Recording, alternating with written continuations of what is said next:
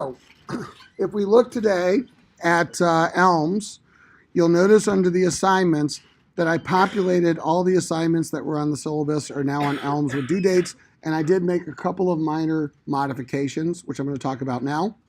So the first modification was on the syllabus, homework 1 and 2 were both due this week, and what I did is I moved homework 2 to next week. So 2 and 3 will now be due on Monday, February 11th. Okay, so homework 1 was due last Monday. Homework 2 and 3 will be due this coming Monday. Now, homework 2 has been available since Monday. Okay, you have until the following Monday, 11th. And then homework 3 will be available at 4:30 Eastern time today, and it will be due Monday, 10 a.m. for all sections, which you'll submit through here. We'll talk about homework 3 over the next 30 minutes and how to do it, but nonetheless, 2 and 3 will be due on Monday. Yes, sir. If there's any chance we'll get homework 1 back before homework 2? I heard from Kush yesterday that he and Michael had finished almost all the grading for homework 1, so your grade should actually be posted. Okay, just so make sure if we didn't hit the wording right on this first one. Yeah, so basically you had to get 1 point if you're thinking about continued qualification for the final exam. You had to get 1 point minimum score on homework 1. If you got less than 1 point, then you've been disqualified from the final exam opt-out. Okay. Now, I will tell you that I am considering, and I will make an announcement on this on Monday. You can thank my Catholic mom's background. In the Catholic Church, they call it an indulgence. You can purchase an indulgence. You can purchase the forgiveness, if you remember the medieval times. So I may allow a purchased indulgence if you screw up once throughout the semester. Okay, so that way, if something did happen to you, whatever reason, dog ate your homework, or more realistic, what did I hear? Overslept and forgot to turn it in. I don't like it, but nonetheless, I want to be as forgiving as possible one time, even if you do something kind of dumb.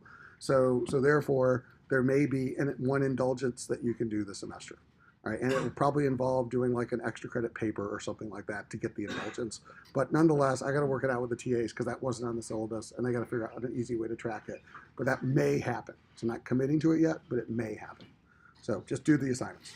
All right, the other assignments, just to be aware, that are coming up, your Bloomberg certification is due a week from Friday, February 15th, 5 p.m. Eastern Standard Time. You're going to submit 1 or 2 screenshots. So when you finish BMC, you got to have more than 70% for the economic and the equity section. So I need a screenshot showing more than 70 for both of those. Now, if you had to take it again, then it'd be 2 screenshots. All right, you can take it 8 times for all I care, but you keep taking it till you get greater than 70%. And you got to show me the screenshots that you got certified for this class. That's different than the Bloomberg certification. So the certification is you got to upload those 2 screenshots showing more than 70 or 1 screenshot by next Friday. And that's how that's going to be 5% of your grade for class certification. Yes? I don't care if you're 70 or 99. You're going to get certified. That's the same as far as I'm concerned. Yes? You have to take the screenshot on the terminal or on the Bloomberg website? You shouldn't be using the Bloomberg website because they're going to charge you money to use the Bloomberg website. And I don't want you to pay the money. So you should probably take it on the terminal. If you were crazy enough to spend the money and be wasteful, you can take it off their website. But I need 70, more than 70. Yes? I started on the website. Okay. Yeah, if you can get by without paying, I just don't want you to pay the $149 because usually they charge $149 to be on the website. Yeah, and we don't have a class code to pay the $149. So do it on the terminal. Okay. All right. Continuing on. The other assignment that's going to happen next week, just to be aware, is under group projects. You guys just formed teams. In addition, there's going to be group case 1, which will be launched on Monday, due next Friday. That's also 5% of your semester grade. So right now, there's a lot of moving parts here at the beginning of the semester, just to be aware of. Homework 1 was already due. 2 and 3 are due on Monday. Bloomberg certification by next Friday. Group case 1 due by next Friday. And the Bloomberg trading sim started today. Okay, so we go right into the pool, right, as the semester starts. Okay, let's talk about homework 3 and lecture note 2, what you need to do. It's on EIC. EIC, E stands for economy, I stands for industry, C stands for company, is the framework to understand external financial analysis. So we talked about how half the performance of a company It's going to be based on its industry and the market that it's in. The EIC is a framework to help us understand that external environment. Okay, E is the economy, I is the industry, C is the company. Let's start with E, the economy. Basically, when we do economic analysis, we want to know two things. Number one, what are the economic conditions? Right? Because generally, a good economy is going to, rising tide going to rise all boats, and a bad economy is actually going to hurt the boats. So what is the economy today, and how is that going to change over time? And that's the first part of the economic analysis. The second part is how tied is the company and its industry to the economy. Because the economy might get better, but that may not benefit everybody as much. Same thing, the economy get worse, but that may not hurt everybody as much. So we have to think, number one, just what's going on with the economy today and tomorrow, and more importantly, how much is that going to affect our industry and our company? Now, to do that, we're going to use a minimum of a couple of screens. You will learn some of these in your certification, but I'm going to highlight a couple now. One, and they're in the PowerPoint, but one is ECFC, stands for Economic Forecasts, is the short code.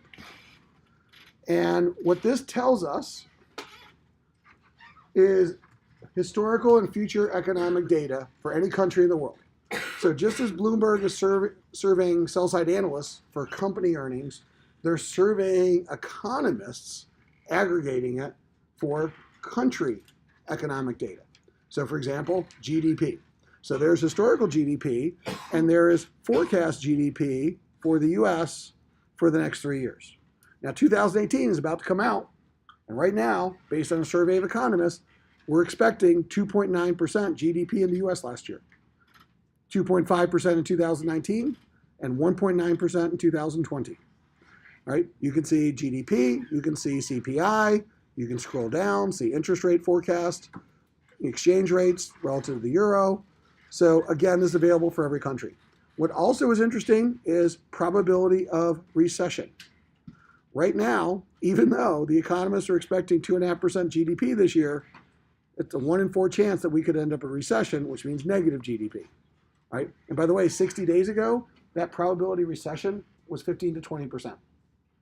So what's interesting is not only have economists lowered GDP forecasts, they've raised their probability of recession forecast. Right? So I'm just saying that people are a little bit more concerned than they were even 60 or 90 days ago with what's going to happen with the US economy. So I just need to understand that as I'm thinking about the companies and industries that I'm investing in. By the way, if I'm worried about Brexit, hey, what are they saying about the UK right now? So here's the UK. 1.3% growth this past year, 1.5% next year, 20% probability recession. As we approach what's going to happen in the next 60 days, these numbers could change, right? Or China. China is now a second big engine for growth in the world today. And China is seeing deceleration. Last year, 6.6% is what people are predicting that's going to be announced. And then 6.2% this year and close to 6% next year. And China's probability of recession is also higher than it's ever been at 15%. So people are nervous about China, and that's important in the global economy. So we got to start understanding how that affects the companies that we're going to be investing in. You can play around with different markets if you care. But at a minimum, look at the industry, the US, for the companies that we're going to be looking at. Next, ECSU, Economic Surprise Index. Because this is the screen I showed you in the first week of class, and the whole idea is Bloomberg is aggregating 41 different pieces of economic information, the forecast, and how people are doing against forecast. And across the 6 categories, what we continue to see is we're coming in lower than what people were guessing. We're having negative surprises. And that's probably why the probability of recession is rising, right? Because we keep seeing more negative data than what we expect, right? So unfortunately, that's something that people are getting nervous about. So how does that play out with our companies and our industries? So across the top was the basically relationship between the S&P 500 and the surprise index. And that's how we're making the assumption that generally in good economies, we have better expected things, helps companies. Bad economies hurt companies. And then for companies, we're going to use a transitive property. So the transitive property is, the proxy is beta. Okay, so we're going to use beta as a transitive proxy for company sensitivity to economic changes. Right? So if your beta is 1, you're probably going up and down with the market, you're probably as sensitive as the average company in the market. If your beta is 2, you're going up and down faster, which means you're probably much more sensitive to economic changes. If your beta is 0.2, then you probably don't care as much about what happens in the real world. Okay? So again, we're going to use beta as a proxy. Now, I'll be very specific. This is training wheels. Like, this isn't the only economic information that you should be looking at. So for example, I'm working with United Airlines right now. And if I'm analyzing United Airlines, fuel prices matter. It's like over 20% of their cost are fuel. So that's the point. Like, I should be looking at what's going on with oil prices in the economic world if I'm analyzing an airline. And that's going to have a big impact in addition to GDP. So at a minimum, we're going to start with beta and this information. But that doesn't mean we can't look at more economic information over time. But for your first assignment, this is where you're going to start. So the next thing is I need to know beta. So if we go back to Boeing, BA, US equity, and in our Boeing assignment, RV would be our peer list. Under the data, there's a tab called markets and a sub-tab called beta. And Bloomberg is going to calculate a real-time beta for everyone in the industry. And because we selected market cap weighted average, is going to give us an industry average beta. So we have an industry beta and we have a company beta. Okay? So again, just to give you a sense of how Bloomberg calculates beta, you can also go to a screen called beta. And this is where Bloomberg is actually doing the work. So by default, Bloomberg does a 2-year beta, which means they're doing a scatter plot of weekly change of Boeing stock price, in this case, against weekly change of the market index. In this case, they're using the S&P 500. Scatter plot, and then they draw a trend line. Slope of that trend line, beta, 1.178. By the way, if I wanted to do 2 years or 5 years instead of 2 years, there's my 5-year beta. If I don't want to do weekly and I want to do daily, there's 5-year daily. So in case you had to do this in a previous class, it's much easier when you use Bloomberg than Excel, right? And oh, by the way, if I want to regress against the, a different index, like the stocks 600, then there's the beta of Boeing against the stock 600 in Europe, right? Not that I would want to do that, but the point is you can actually change a lot of the factors, and Bloomberg is doing it in real time, but by default, Bloomberg is doing a 2-year beta. So let me go back to the other screen, RV.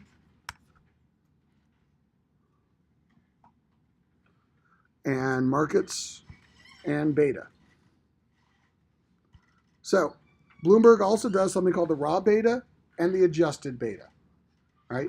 The major difference is religion, right? There's lies, damn lies in statistics, right? And with statisticians, there's arguments about how we interpret these data. And so 2 things about statisticians. Number 1, they love bell curves. And number 2, they love to put in regression to the mean smoothing coefficients, okay? Because they believe that you're going to look like a bell curve over time. So here's the thing. That's where the raw and adjusted beta comes in. So in Bloomberg, the raw beta is literally the slope of the trend line. That's the actual slope of that line. That's your beta, right? But Bloomberg also has what's called an adjusted beta, where they put in a smoothing coefficient, and the smoothing coefficient is 1. So what they do is they take 2/3 of the raw beta, 1/3 of 1, and basically they recalculate. So what they're doing is they're moving beta 1/3 closer to the mean. Okay, that's called the adjusted. When Bloomberg does CAPM, they use adjusted. And that's what I mean by religion. We will never settle the argument of whether we should use raw or adjusted, right? Because they're just arguments on both sides. So for purposes of this class, we're not going to argue about it. We're going to use raw because Professor Perfetti said so. Okay, and more specifically, we're doing it for E, not CAPM. And E is economic sensitivity. So from my perspective, for the next 3 months in this class, we're going to say that the actual slope of the trend line is the actual sensitivity that this company's had over the last couple of years to the marketplace. So we're not going to use the adjusted. We're going to use the raw for economic, just so we're all talking about the same thing. You want to do something different outside the class? Have at it. But for purposes of these assignments, I just want to be able to grade them in a consistent way. We're using raw this semester. Okay? All right, so with that in mind, If we were doing this assignment for Monday, hint, you're going to be with 500-word papers, 1.06, what would we say about Boeing's industry's economic sensitivity?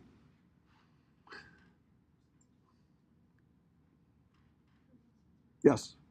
The industry is slightly more sensitive to the S&P in this case, 5.06. Exactly. You make sure you use the numbers, but we're slightly more sensitive. Now, what would we say about Boeing? Yeah. Boeing is more sensitive than the industry by 12 Yeah, because it's 1.18 versus 1.06.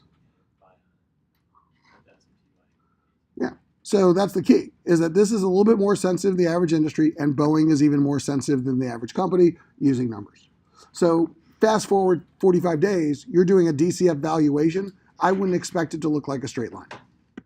I'd expect it to see something like a sine wave. There's going to be ups and downs just as the economy changes. And that's what a beta of 1.18 would suggest. So with Boeing, I probably do care more about the economy than another company. By the way, if I had switched this to Coke, KO US equity, what could we say about beverages?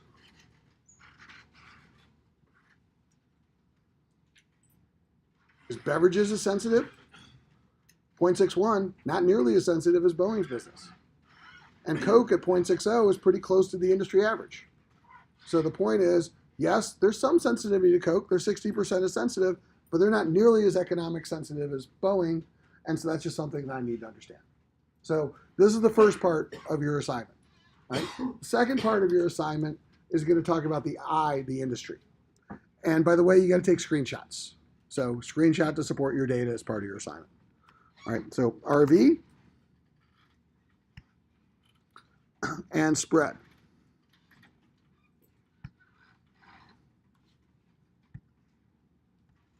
And let me go back to Boeing, which was your original assignment. PA.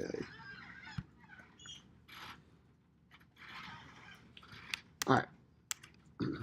So we talked about what is an attractive industry, relative spread to the cost of capital, and what is competitive advantage.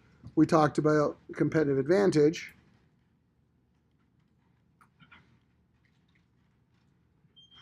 as relative performance against peers. That was your first homework assignment. Now let's go back. I'm going to cover this very quickly, but 5 forces. All right, you guys have probably already done 5 forces in your previous classes. If you haven't, look it up on Wikipedia. But basically, Porter's 5 forces explains why the industry has a positive, negative, or zero spread. That's what we want to start doing. And oh, by the way, and again, you read this in the book, ROICs regress to the mean over time. That's how I can make the comments I've done about Apple. Growth rates regress even faster because of law of large numbers. Nothing lasts forever. And so here's the key to the 5 forces. These are the 5 forces: buyer power, supplier power, substitutes, entry and exit, and rivalry. And what I want you to do, just so we use common language, high, medium, low. High means helps the industry have above average spread.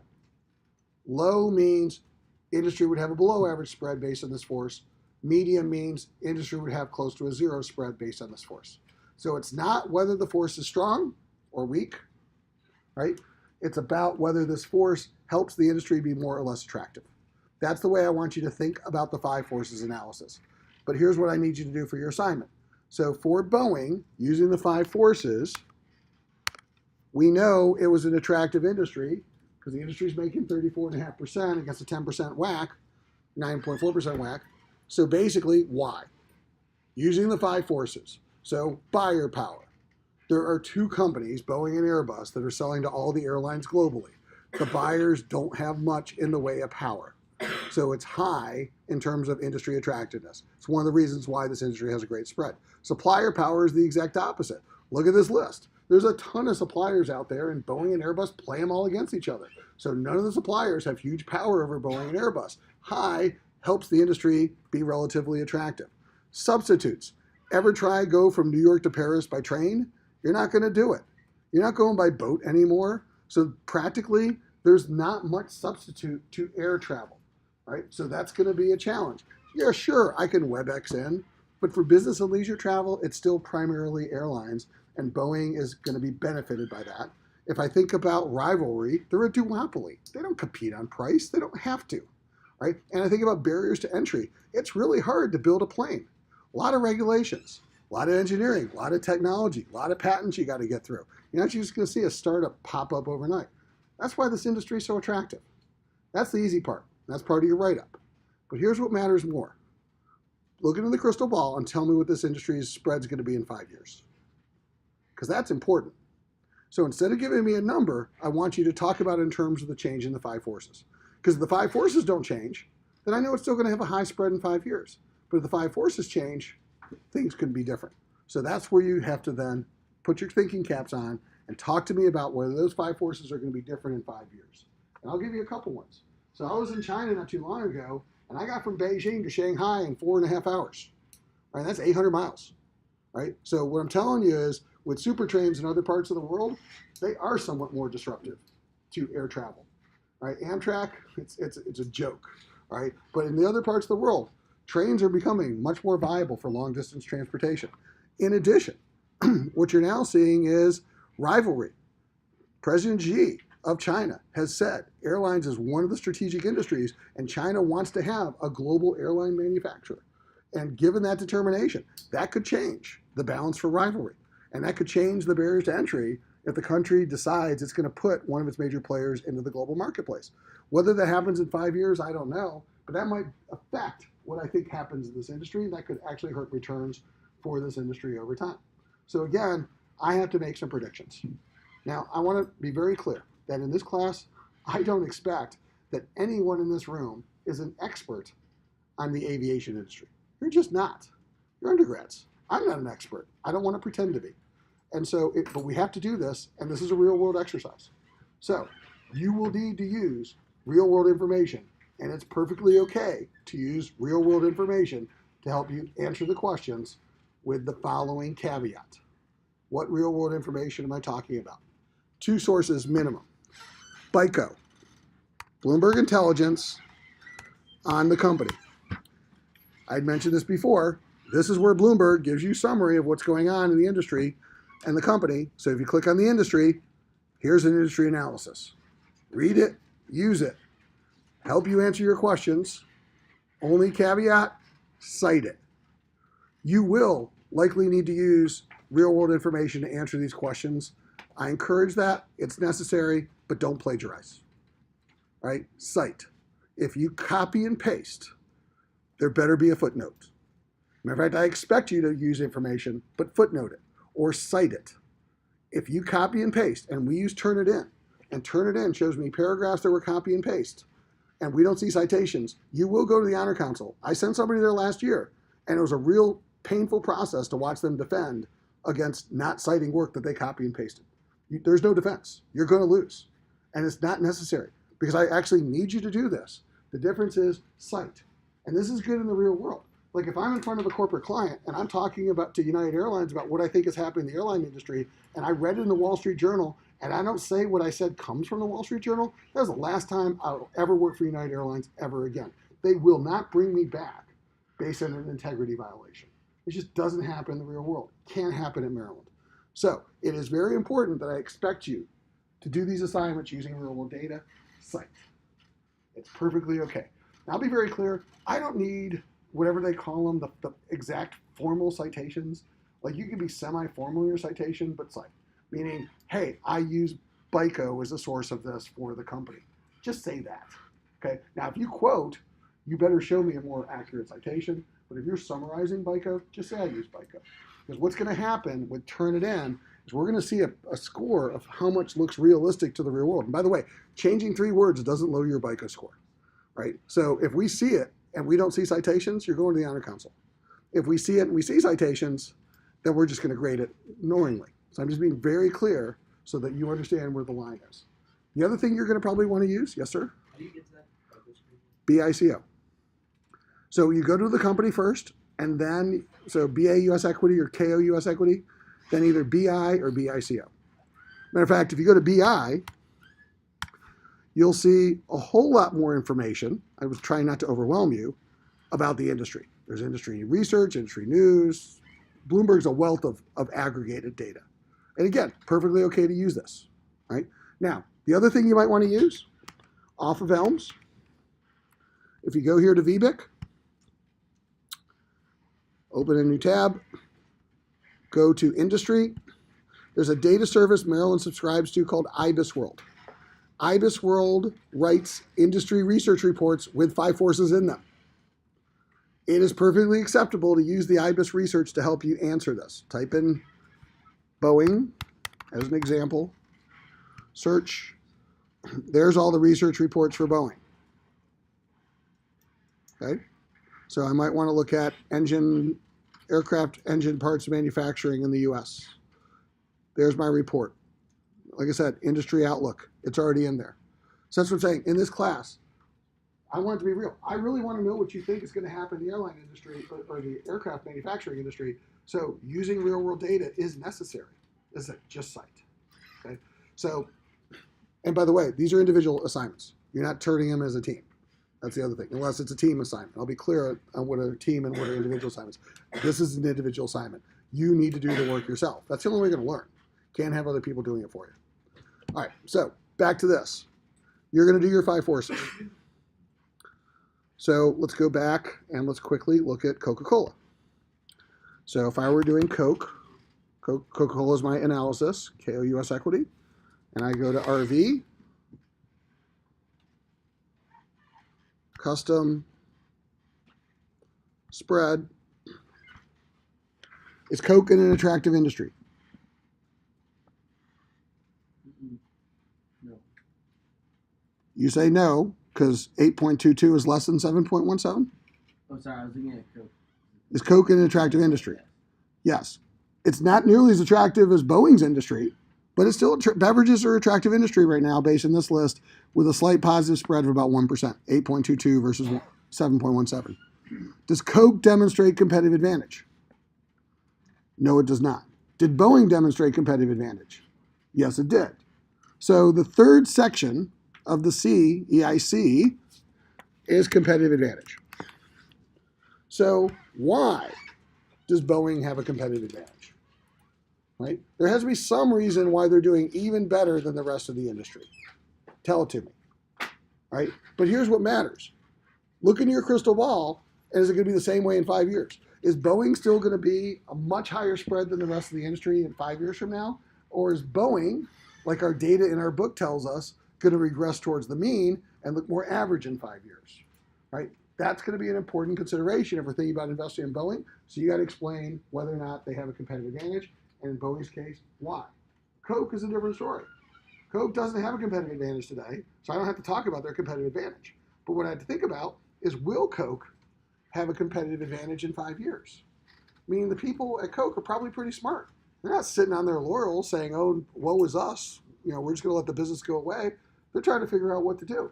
We've already talked about this. You guys have mentioned this. They're investing in alcohol. They're investing in cannabis. They're thinking about getting into other alternative beverages. So in 5 years, is their spread going to actually go back to normal? Is it going to actually go above average? Are they going to generate competitive advantage? Those are choices that you need to help me understand. And again, you can cite real world information, but that's part of your EIC assignment. So your EIC assignment due Monday at 10 a.m. And by the way, available as of 4:30 today, will be on a company that we have not talked about yet, because if we talked about it, it'd be real easy to do the assignment. Okay, but you're going to basically do the similar process. You're going to have 2 screenshots. All right, screenshot number 1 is the industry beta with the company beta, so the market's beta screen. So you can talk about the economic sensitivity of that company against the industry. Then you're also going to look at the RV screen, so you can tell me whether or not it's an attractive industry. So you can do the 5 forces explaining the attractive industry, and you're going to make your own prediction in the crystal ball about whether or not that industry is going to be just as attractive or not in 5 years, using the changes in the 5 forces. And then you're going to say whether or not the company has a competitive advantage, and more importantly, whether or not they're going to maintain it or lose it over the next 5 years. That's the assignment. Individual, 500 words, 2 screenshots, Monday, 10 a.m. Yes? The RV screen, it's the same custom screen. It's the exact same screen you used. And the main reason for this screen is this is where you're going to get your data for the assumptions. Because what I want you to also do, and this is subtle but important, you'll notice, is you're never going to get an assignment in this class that's not data driven. Like, I don't want you to just use your bias and say, I think Coke's in an attractive industry. Like, I want you to use data. And the data might actually surprise you coming in. Because you probably thought Coca-Cola was doing a lot better than what they are. If I had to guess without having shown you any of this data walking into this class. And unfortunately, they're not. Okay, and that's what I'm saying. We need to be data driven, therefore not just use data in our analysis, but we're going to start with the data when we make our assumptions. That's the only way we'll de-bias our looks at companies over time. Yes? Yeah, so to get to the beta, same RV list, and I'll tell you what RV list I want you to use for the company for the assignment. All right, but basically, if you go back to RV, under the Markets tab, I want you to use this beta as opposed to going to the individual beta screen, because I also want us to start thinking about the industry beta, not just the company beta, okay? Because again, I care about the company, but I also want us to think about the industry as well, okay? So I want both in our conversations going forward. All right, any other questions about the assignment? Yes? Not only will I post this, but I've been recording this on YouTube, so this will be on YouTube as well. So you're welcome to reference this as well. So again, individual assignment available 4:30 today. In addition, don't forget to do the one that was due from Monday, homework 2 and 3. We'll talk about both of these on Monday in class. All right, have a good weekend.